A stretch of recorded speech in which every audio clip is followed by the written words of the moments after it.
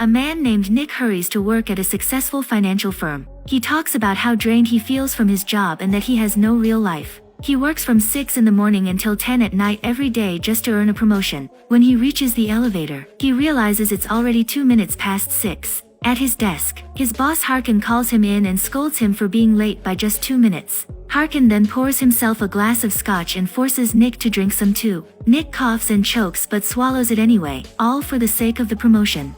Meanwhile, Dale is dropped off at work by his fiancée, Stacy. Dale explains how what he wants most is to be a husband. He works as a dental assistant to his boss, Dr. Julia. But Julia keeps flirting with him, and Dale hates it. She keeps making moves, and Dale tells her to stop because he's already engaged.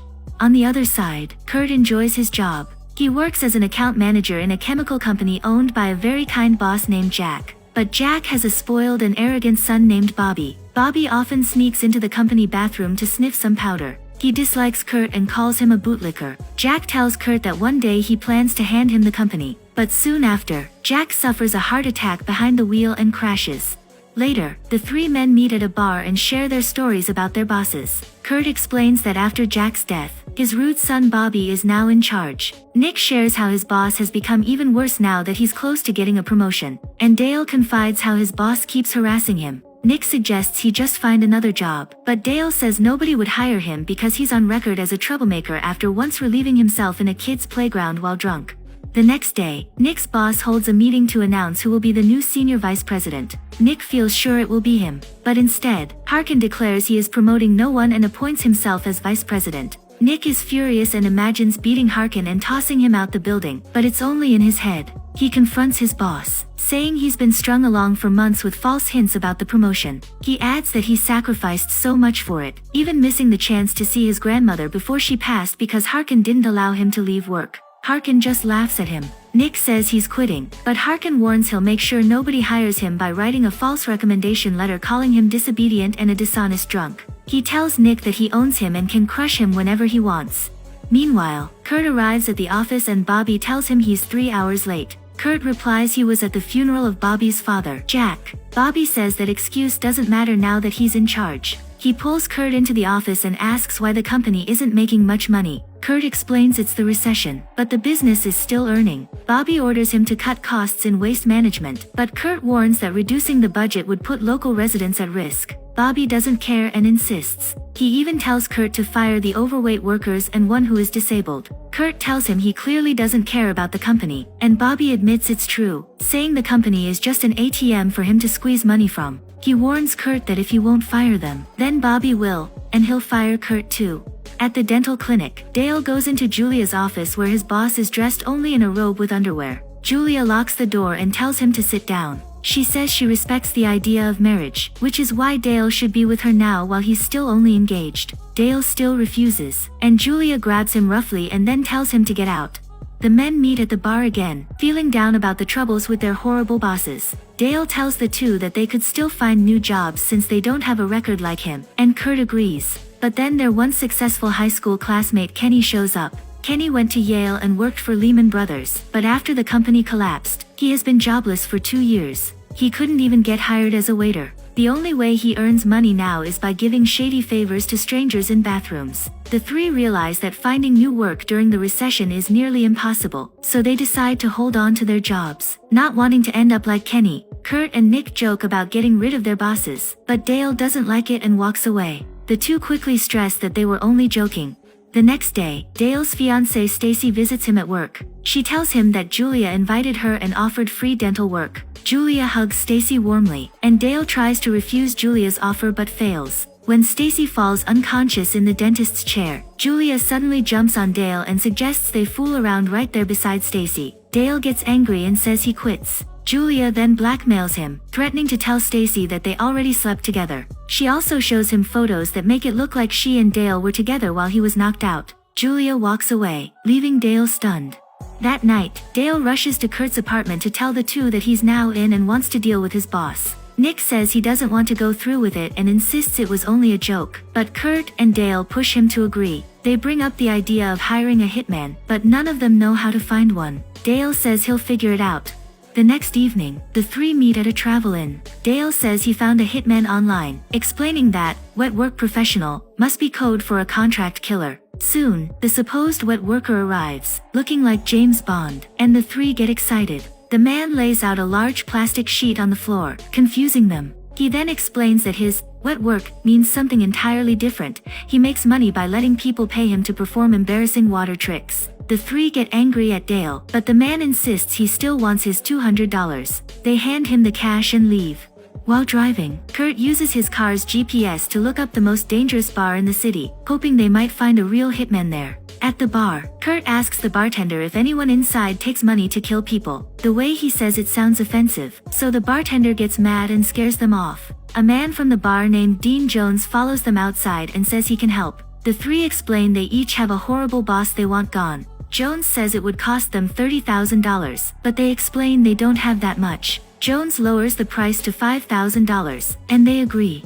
Nick, Kurt, and Dale pool their savings and meet with Jones again. They hand him a briefcase with the money. Jones then admits he's on probation and can't commit crimes himself, so instead he'll act as their murder consultant. When the three try to take their money back, Jones threatens them, saying there are no refunds. He explains that since they each have motives, they would automatically be suspects if they killed their own bosses. Instead, he advises them to trade targets and take down each other's bosses. The three agree, and Jones leaves with the money.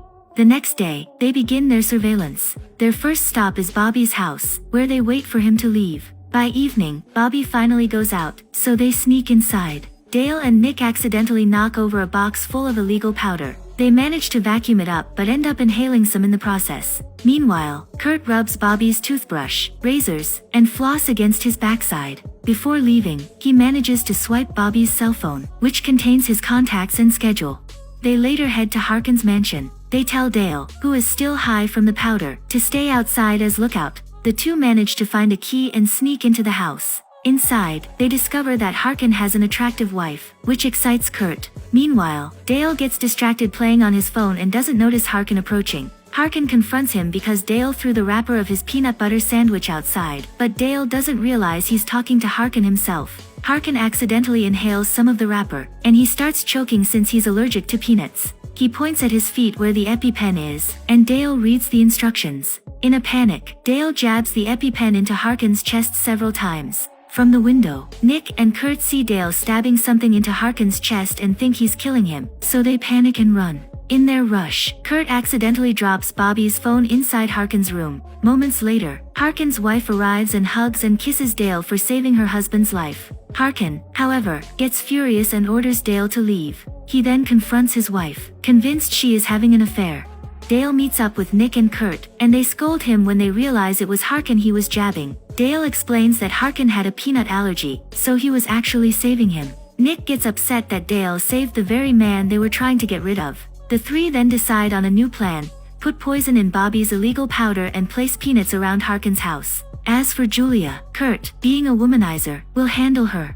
The next day, they go to the grocery store to buy rat poison, binoculars, and peanuts. They assign tasks. Nick will handle Bobby, Kurt will handle Julia, and Dale will handle Harkin. Each of them heads to their target's house. Kurt spies on Julia through his binoculars and gets overly excited. Meanwhile, Harkin, paranoid about his wife, searches through her clothes and bags for evidence of cheating. In the process, he finds Bobby's phone in their bedroom and storms out. At the same time, Dale sneaks into Harkin's house and goes into the bathroom to put peanuts in his shampoo. But he calls Nick, saying he can't go through with it, and Nick admits he feels the same way. Then, Nick sees Harkin knock on Bobby's door. When Bobby comes out, Harkin suddenly shoots him twice and then drives away. Nick calls Dale in a panic to tell him what just happened, and Dale freaks out as he rushes out of the house. Nick speeds away too, but his car is caught on a traffic camera.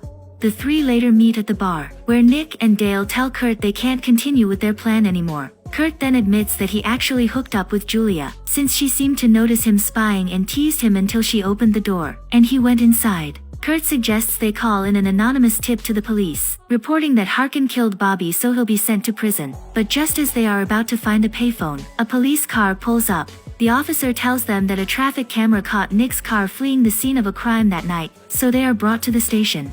At the station, the inspector questions Nick about why he was speeding just 1 block away from the victim's house right after the shooting. Nick claims he was drag racing, but the police are puzzled, asking why he would drag race in a Prius. The inspector then asks why, after fleeing the crime scene. Nick is hanging around with Dale, a registered offender, and Kurt, who works for the victim. Dale asks if they are under arrest, and when the officers say no, the three walk out. Before they leave, the officer mentions that forensics are sweeping Bobby's house for DNA and fingerprints. Kurt suddenly remembers that he rubbed Bobby's toothbrush, razor, and floss on his backside, and Dale yells at him as they drive away.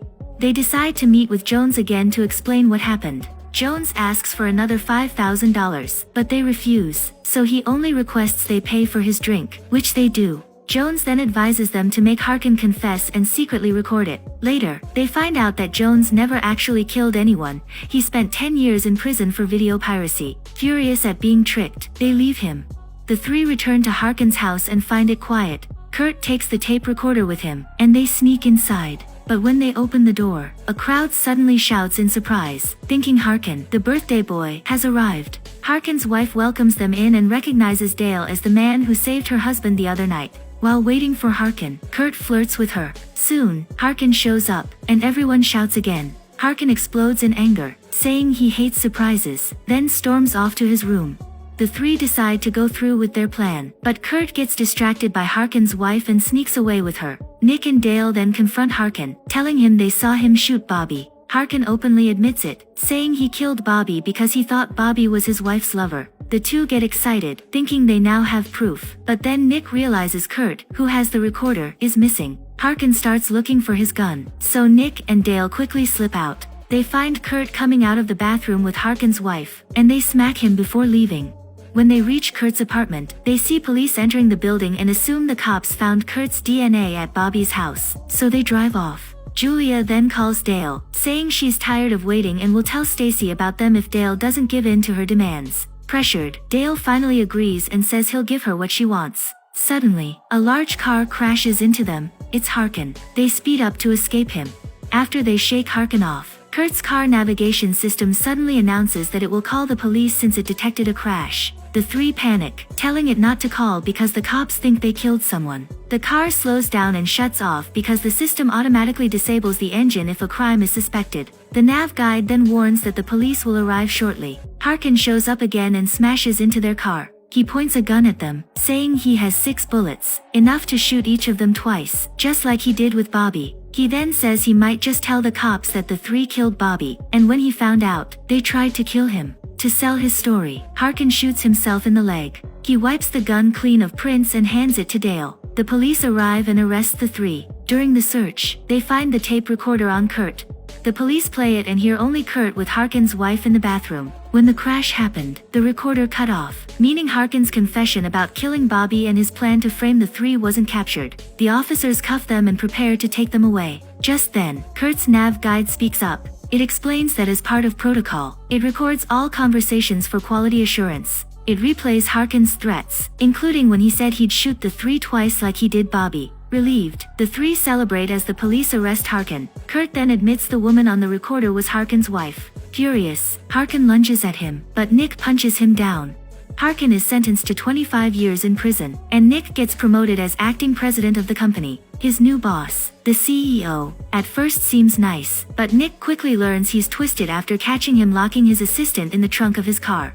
Meanwhile, Kurt's company appoints the most senior worker instead of him, but Kurt is fine with it.